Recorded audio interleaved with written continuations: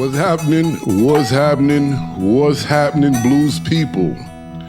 Welcome to another edition of the African American Folklorist, brought to you by Jack Dapper Blues Heritage Preservation Foundation. As per usual, I have a very special guest. I always say that, but all my guests are special. But this one, for me, is very, man, it touches close to home. I'm not from the Gullah Island. I'm from the Mississippi, Louisiana area, the Choctaw Creek Nation area. However, my wife and a couple of very close friends, their lineage goes back to this land.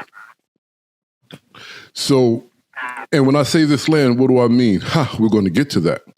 You've seen me speak and write about Charlotte Fort and Grenke and the different things that came out of this nation, this land, and these people. So I'm honored to have the Elder Carlie Towne on the show with me, who is the Minister of Information for the Gullah Geechee Nation. Elder, how are you? I'm excellent. Excellent. I'm so happy to be here this morning. Well, it's afternoon right now. It's okay. It's morning where I'm at. Oh, okay. So it works out. So,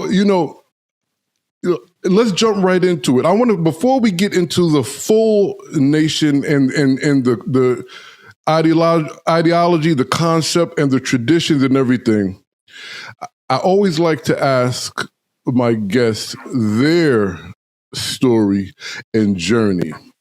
Did you always know you were of the Gullah Geechee heritage?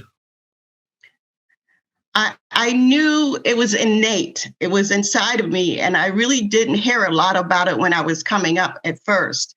But then I always was very fascinated with Africa from a little girl. I always would tie my hair. I mean, I always thought my people was so special because when I would go to the market with my daddy downtown in Charleston, we would pass through the market and all the sweetgrass people would be there. And they would be saying, hey, Thomas, how you doing? And I would say to myself, wow, they sound different. But I didn't realize that I sound similar the same way. So they would say to him, Thomas, what you doing down here? You don't get your eggs and things? And I would be saying, oh, wow, who are these people? And I didn't realize that those people were actually me. So from that time, I became so fascinated that I wanted to know more about my heritage. So when I went to college, I was told that I was a special person because I came from Charleston, and I didn't understand that. He said, yeah, you came from kings and queens. And I didn't understand what he was saying because I'd never heard that before. And from that point on, I still began to investigate even more. So I started traveling, and then I found that everywhere I went where there was people that I just felt so connected to. So first I went to Jamaica and I felt so connected to them. And then I was like, wow, they sound like us. And then after that, I was just like, I have got to find ways that I can tell people about what we have here. So I started looking into my community and asking the elders and talking to the elders. And then all of a sudden I said, maybe I need to investigate more. So I started to research. And when I found out that the Gullah people, that I was actually Gullah too, and that we came from Africa, West Africa, and some of Central Africa, I was amazed because I hadn't been told that. Because when we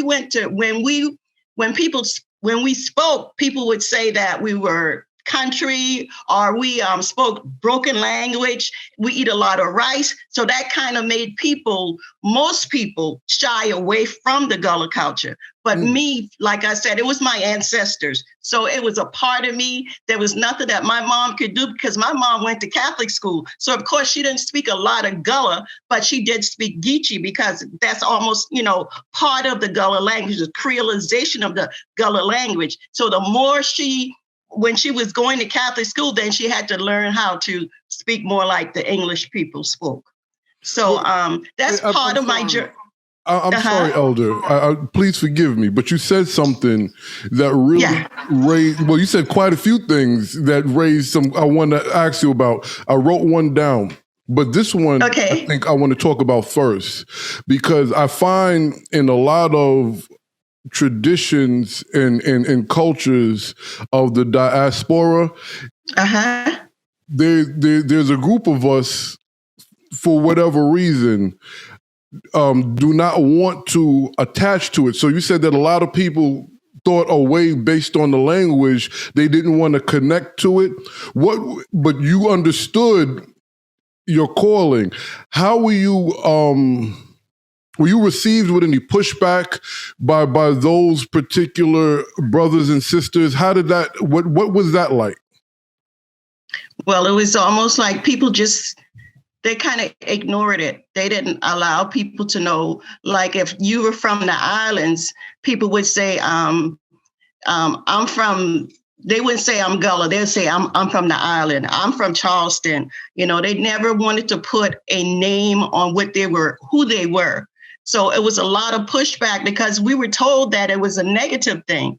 That, you know, like I said earlier, that all we did was eat rice and all we did is, you know, we didn't have a language. But as I have grown and matured, I found out that Gullah is a language. It is a language. It has a syntax and everything. And like I said earlier, Geechee is a creolization of the language, adding more English word. So that was part of it. There was a lot of pushback up until maybe 2000. People didn't identify with Gullah Geechee. But now, since we started the Gullah Geechee Nation, you know, because we were a nation before we came here.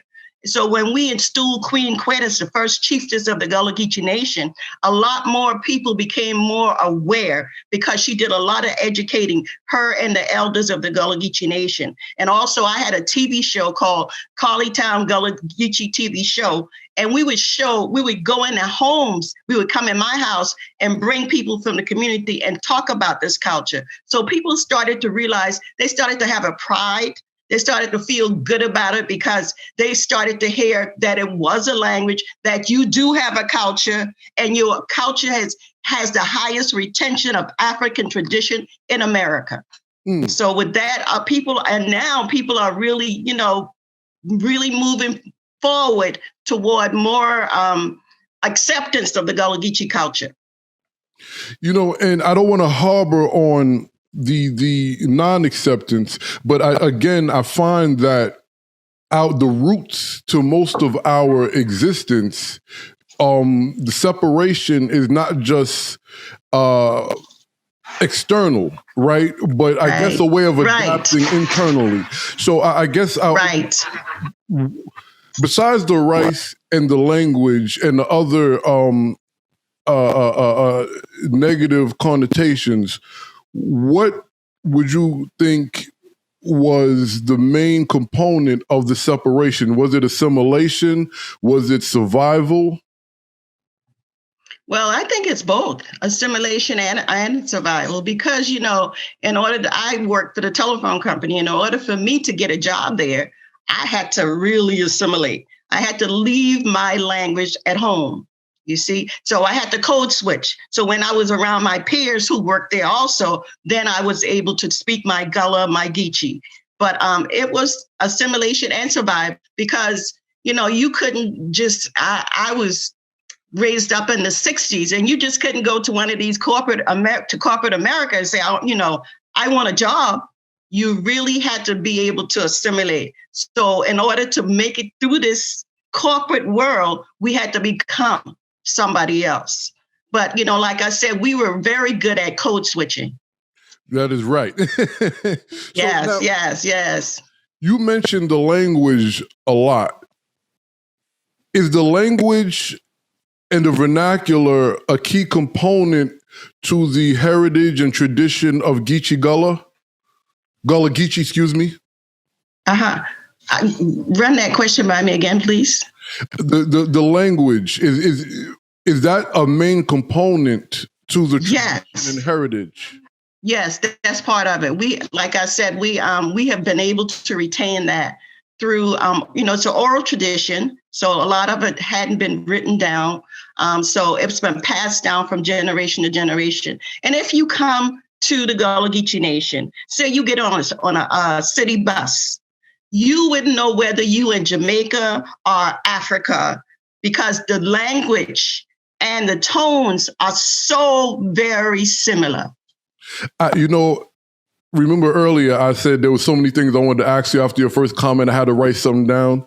Yeah. Now I know that you do media. That was a perfect segue, because one of the things I wanted to ask you about was the connection in vernacular to the West Indies, because it's funny, when I was growing up, being considered or classified as an African American or Black American, we were not always treated well. They barked on us pretty much. Our West Indian and Caribbean brothers and sisters, not all, but having a direct roots to the South, I never understood where the disconnect was, because the language, the vernacular, and the phrasing of words were identical. And when you go down there, it, like you just said, it looks exactly the same.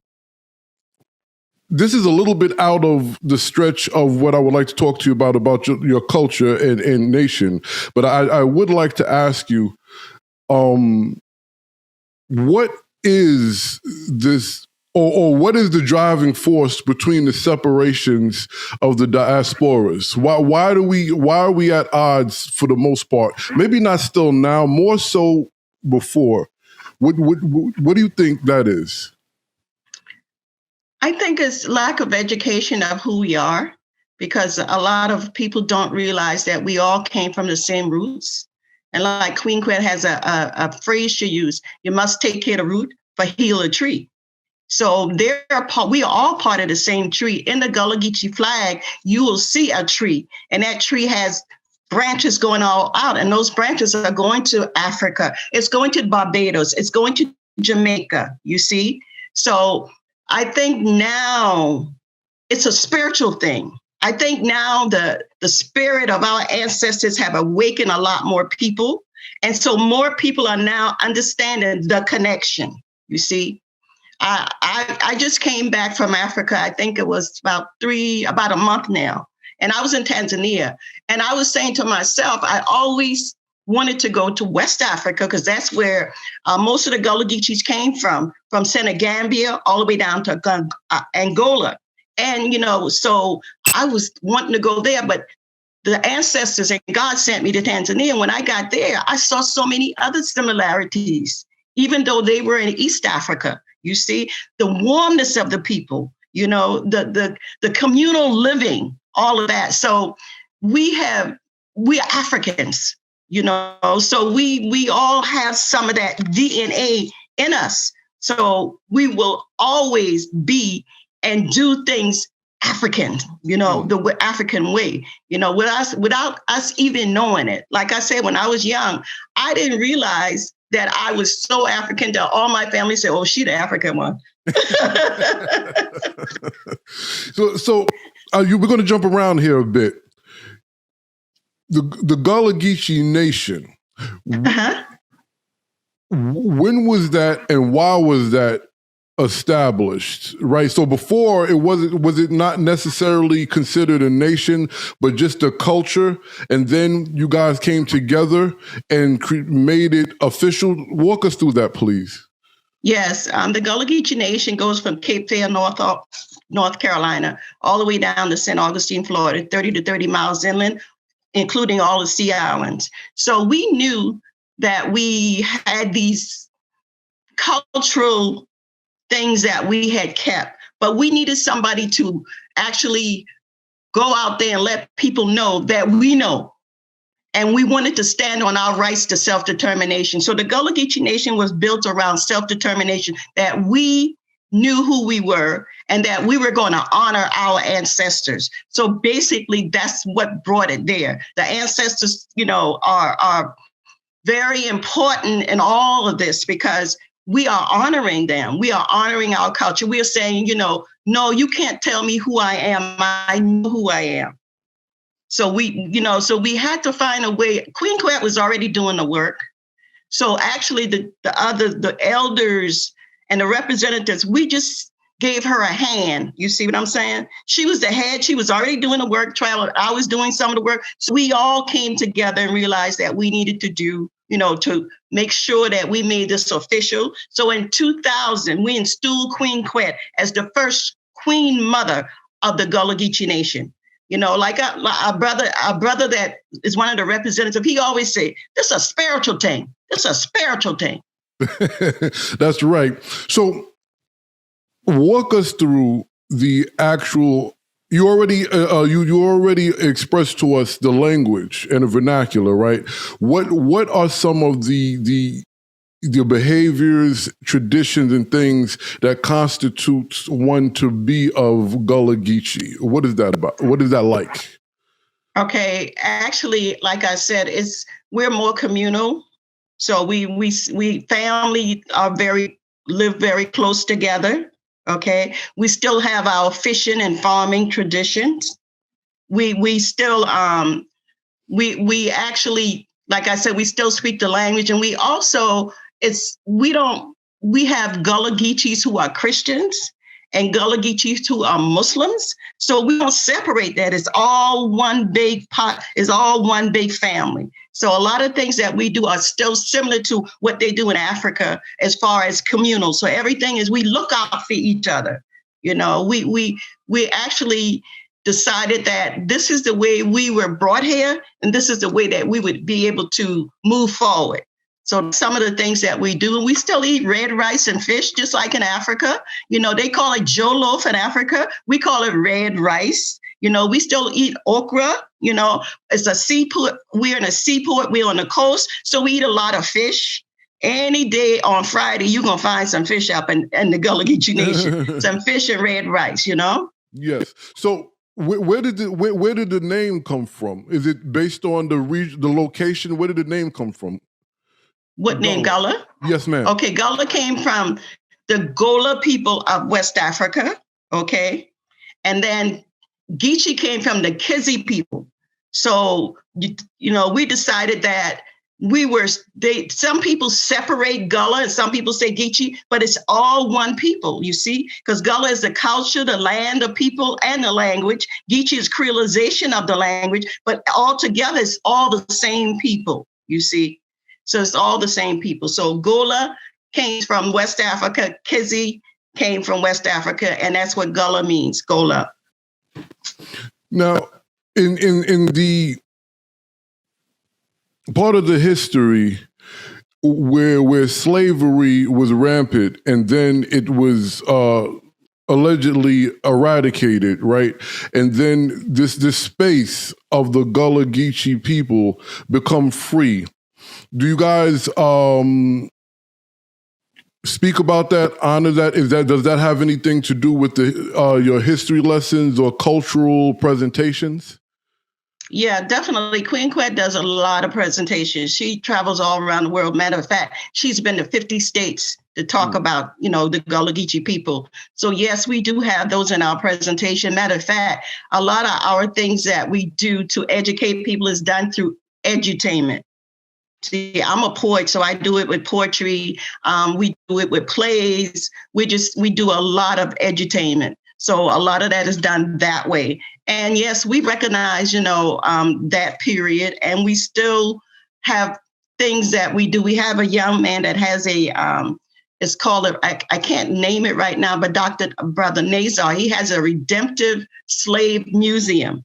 So he is actually making sure of resistance, a museum of resistance. And so he's making sure that everybody know that we did resist. In 1739, you had Cato, he decided that he was tired of his brothers and sisters being enslaved. And then again, in 1822, you had Delma Bessie, who said the same thing. So. And these are the Gullah Wars, correct?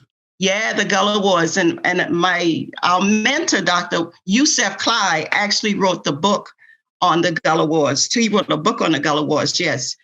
And he was actually very instrumental in helping us to move forward as a nation, because he did a lot of things to help us with legal work. Right. So Dr. let me Yusef ask Clyde. you. Correct me if I'm wrong. Uh-huh. If my memory serves me correctly, the Seminole Indians took part in that war, and you guys were side by side. Correct. Right. And Right. the Seminoles are, for lack of a better term, Black Indians. Correct. Exactly. Exactly. So You're absolutely right. So is Go there a ahead. relation between the Gullah Geechee and the Black Indian Nation? Yes, there is a relationship because, those are the Seminoles and those are the Maroons. The Maroons went and they went to the Bahamas, and we, as the Gullah Geechee Nation, traveled to the Bahamas to meet the Maroons, and then they went to Trinidad. Right. They went to Canada first, and then they went to Trinidad, and they are called the Americans in Trinidad. Mm. Yes. Wow. So let's spin it back to you personally, Elder Carlie. Okay. Because the title Minister of Information, which I understand now, I see why you have that, but that's a very responsible title, right? That you're the Levite of the Gullah Geechee Nation, so to speak, right? Yes. At what part? So when did you step into this role, or did it kind of just materialize? Because from what you explained to us earlier, that you kind of jumped feet first to understand everything. Yeah, again, like I said, it's a spiritual thing. And when Queen Quet was in school, then we had to set up these different positions so people can help. So I was actually made Minister of Information at that time. So and I'm the one that likes to talk a lot. It may not seem that way, but I do. So I was the one that was chosen by the people to do this work. And it's been very enlightening. Like I said, I had the TV show early on before, so I was already doing some of the work already. And so, it's like how in Africa, they named some of their children by their traits and how so that's kind of like what things happen here. We kind of almost go by a lot of our African tradition, Right. So with that being said, what are some of the besides the programmings, the plays and poetry, what are some of the functions that you do to make sure this information comes out? Well, I do my best. Like we have Facebook now, and I try to stay on there and make sure I educate people. I travel with Queen Quet. We've traveled all around to England, to all over, to in the States and stuff, and talking about our culture and making sure that we know that we are Gullah Geechee anointed people. I work closely in the communities, especially here in Charleston. I have different programs that I try to empower young people. Matter of fact, I tell my young people this: "Yena chair, when about where yena secret be? You're not rich with the Gullah Geechee. If people think you're not lie about the one you're gonna be, then crack your teeth about your history." So I try to make sure, especially the young people, understand who they are and whose they are. And I encourage them when they do poetry or they do music to actually include their Gullah culture in it as an edutainment. So it's so many things that we do. And sometimes we have to switch hats, But I do mentor a lot of young people, and I do. I have a program called Tech Up, Step Up, and we bring in the elders, and they talk about the Gullah Geechee history, tradition, and foodways. And the young people come in and do videos or help the elders with their phones if they can't use it. They do the technology. Right. I'm happy you brought up the younger generation and the helping of technology, because one of what I believe is a false narrative that we've been getting is that there's a disconnect and a separation of the generations, right? But I really don't even have to ask, because you just made it clear that that is not true. I would like to ask, with, as they say in the sanctified church, worldly worldly things that are always infiltrating, how are the youth receiving this information of their roots? I'm glad you asked that, because right now it's on fire. They are really excited about it. They're not ashamed of the way they speak. Matter of fact, they're really proud of it. They're making all kinds of moves. They got all kinds of products, and it's just amazing. And I say in a decade, how things have changed and how they are really gravitating toward, their Gullah Geechee culture and using it to make sure people know who they are, but also being economically stronger so that they can help their parents with the taxes and help themselves go to school. So it's just really, really, I'm so happy. I feel like part of the mission that I was put here to do is being done. There's still a lot more work to do, because that was only in 2000, and this is 21. So we did a lot in those many years. And Queen Quet, I must give her the credit. She has really done a powerful job, because she also we work with the environment. So we have environmental things that we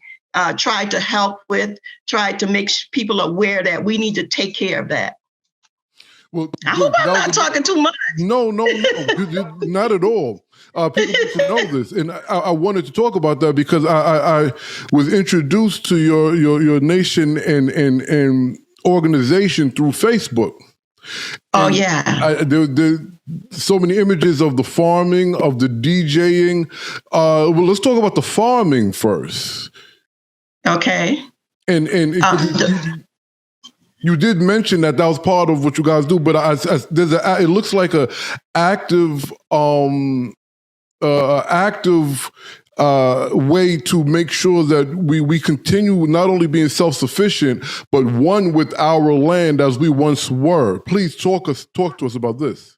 Yeah. Matter of fact, it's very. I'm glad you asked. Queen Quet, those have a farm. They have a garden that is that every year her mom fixes okra soup and give it to the community. So we still do those things. We still take what we got and share it with the community. So there are a lot of us in all over the Gullah Geechee Nation. And there are some young people that have taken up that torch. There's one farm here in Charleston called the Future Farm. And she does the same thing. Her food is very, very inexpensive so the community can be fed. And also, we're in the process of putting a garden at what I call a Unitarian house. And it's a house that we got, and we are trying to renovate it so that we can use it for the community. We have community centers in the community, but we need something that was geared directly toward Gullah Geechee. So this house will be geared directly toward teaching, farming, technology, so all those foodways. So I think it's February 27th, we're getting ready to have a young man named King Divine. And he has a farm up in Neesmith, South Carolina, where he has grapes and all that. And he's going to come and do a spice farm for here. Because I figure, with the fruits and stuff and all the vegetables, there's a lot of that going on. But I wanted to do more stuff with just spice and herbs, because people are getting more into teas, because that's a healthier lifestyle. That is correct. Yeah. So what are some of the misconceptions Black, white, and everyone in between have about the Gullah Geechee people? Well, I can't speak for them, but, from what I have seen, there hasn't been a lot of pushback, because people realize that we are only doing our culture. Everybody else is doing theirs, so we're doing ours. And matter of fact, we've had some people that was very happy to see us doing our culture, because it's being able to maintain it and helping the young people understand that you don't have to go out there and, do anything that's detriment to you. You can use your culture to make some changes. Some people still have some people who are like, no, I'm not Gullah Geechee, but that's on them. It's a personal thing. And again, like Brother Hadith used to say, it's a spiritual thing. Some will understand, some will want to do it, and some will say, no, that's not me. Well, we don't try to make people do something that we feel is right. We want them to feel it. It has to be a feelings, So we still have some pushbacks from some people, but it's not as prevalent, I would say, as long time ago, Right. Now, yeah. So that's kind of like what it is. And I don't even focus on it. I stay in my lane and I do my thing and I let my work speak for me. And Queen Quet is the same way. Right. So, speaking of a long time ago, the first person to document Black spirituals was the Honorable Charlotte Fortin Gremke. That's why I always bring her up, because she got me really. I always knew of Gullah, but she got me really looking into it, because the first time she heard this particular style of Black spirituals come from Sea Island and St. Helena Island, she's the first one to record it. Your song tradition in regards to spiritual and spirituality, could you talk to us about that? Do you guys still sing and celebrate the same way? Yes, we still do. There's, Charleston have a lot of different religious entities here, so everybody do a little different. But we do still have. If you go to a church in Charleston and it's like a Methodist or Baptist or spiritual, you will hear something like this, because we still do that. We call it the Gullah clap. So a lot of that has been retained from Africa, from the praise house, and you still have that going on. So you still have people, we have the Macintosh shouters, and these are shouters that do that circular shout, and that's still being done today, So some of those traditional things are still happening. Some of them because people do it as presentation, but some of them we still do in the churches also. But if you go just about any church in Charleston, and if you hear that clap, you know that you are in the Gullah Geechee Nation, because that's still very prevalent today. And it's yes, it's like a polyrhythm. It's like polyrhythm, and I know you're a musician, yeah. Yes, ma'am. Are you familiar with Bessie Jones and the Sea Island Singers? I remember a long time. Yes, I'm familiar a little bit. That's probably up here somewhere. Yeah, I bring that up for the audience who know of her and may not know the name of it, because they did a lot of the circular dancing ring shouts as a presentation. Right. Okay. No, because that's the music, well, at least the songs. Do you guys sing any of the I don't want to say original, but the traditional songs of the 16, 17 to 1800s? Do you guys still sing any of these songs together? Yeah, we sing it, especially like I said, Queen Quet does a lot of presentations. So she includes that in her presentation. And we still sing, Michael rode a motorboat, Hallelujah. That's a Gullah song. We still sing that. And, on New Year's Eve, we sang some of those songs the day before New Year's Day. And so, yeah, we still do some of those. Now, you mentioned on a couple of occasions, because I asked different questions that kind of warranted about the denomination, right? Now, we have Gullah Geechee that's Christian, Baptist, Pentecostal, but we also have this direct connection to Africa and the West Indies and things of this nature, and even, I would imagine, the deltas of the Americas. Is there any African spirituality, hoodoo, and things of this that is part of the traditions as well? Of course it is. Yes. That's all I say. Yes, definitely. Yeah. We still have our cultural norms and religious beliefs, but I don't discuss that a lot. I just, Understood. Understood. yeah, it's kind of sacred to me. Right, right. And this is good. I'm happy you said that because if you will express the importance of things being sacred and then things being able to be actually shared with the public for understanding. Could you talk into that, please? Yeah, I am a believer is that those things that are sacred are sacred. They aren't supposed to be discussed. I think because that is not what makes me want to be who I am. I mean, some of those things make me want to stay. Want me to be. Hey, this is sacred. It's like I don't want this out there like that. If somebody wants to find out about it, they need to come and become a part of the community. So it's a community asset. And I don't share it. I mean, but we have spiritualists and we have people who do things that are spiritual. But like I say, for me, it's very sacred. And a lot of times, Gullah Geechees are very particular about what they say and how they say it, because your word is your bond.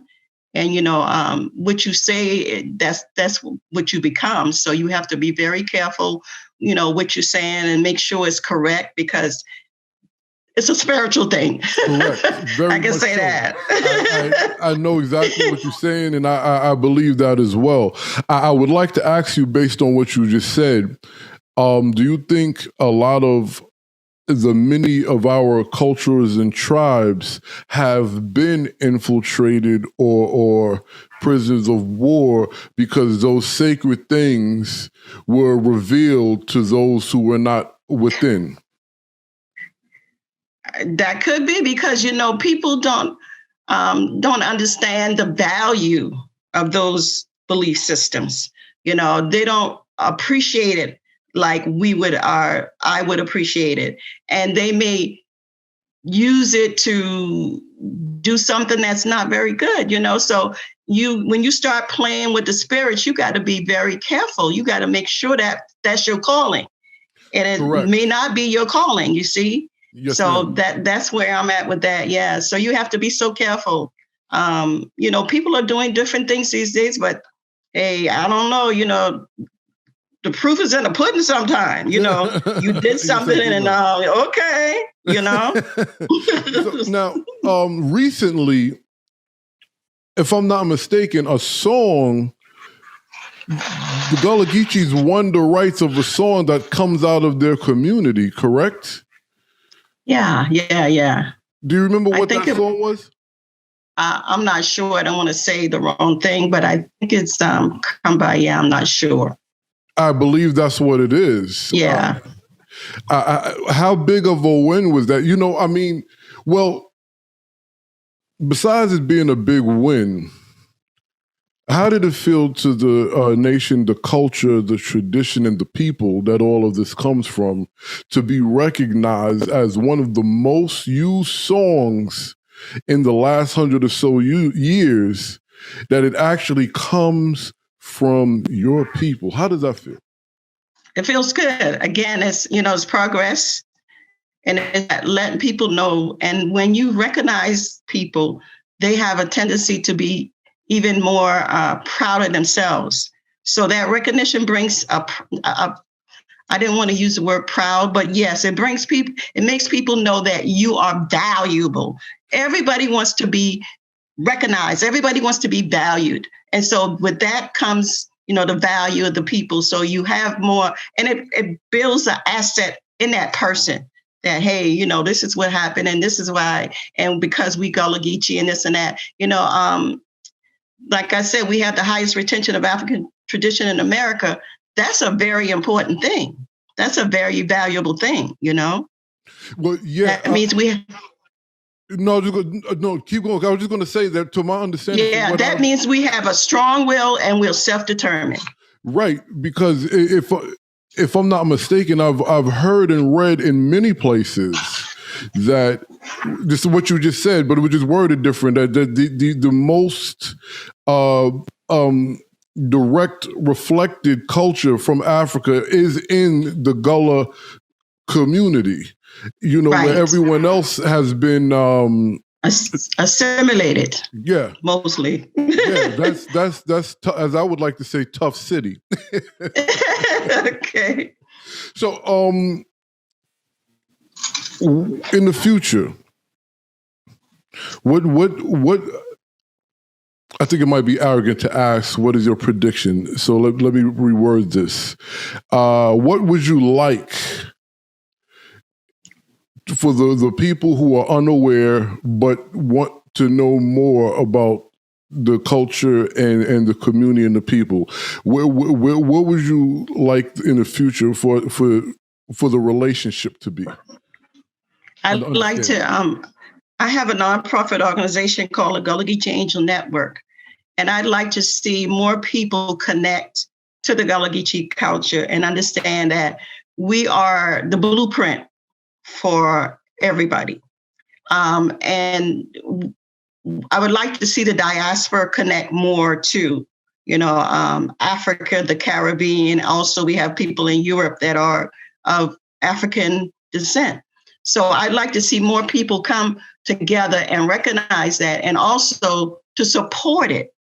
Because even though we have done this with what we have, we still can use more support. A lot of times we think we have to support other people out of other places, but we have a culture here that needs help too. So I would like to see that happen. And also I'd like to see more of the young people get involved and understand, because we have a lot of young people who parents migrated north, and they don't even recognize, they don't even know anything about their culture until they come home maybe for a family reunion. So I'd like to see a platform where more people are becoming more connected to their families in the South, in the Gullah Geechee Nation. Now, everybody don't have to come here, but at least you can support it. And, Queen Quet has a Land and Legacy Facebook account that you can donate to. And that helps us to help people. We actually, we have an organization, Queen Quet, and a couple of other people have actually paid taxes for those people who were not able to pay their taxes. Because if you don't pay your taxes, you lose your land. And it's some very valuable lands. So we've been able to do that. So the support, financial support, would be very important. And also to continue to let people know that we are here, that we've been here, and we ain't going no way.